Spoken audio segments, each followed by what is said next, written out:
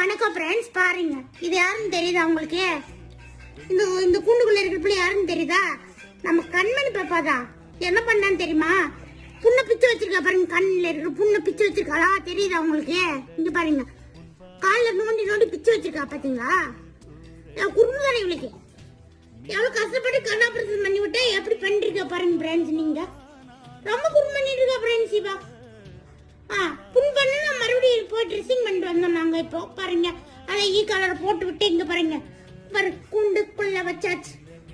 கூண்டுக்குள்ள ஒன்னா வச்சு கூறி நின்ன ஊர் அழைச்சு, கூண்டுக்குள்ள வச்சது என்ன கோழைக்கிளியே. பாருங்க, நம்ம கோழைக்கிளியே பாருங்க.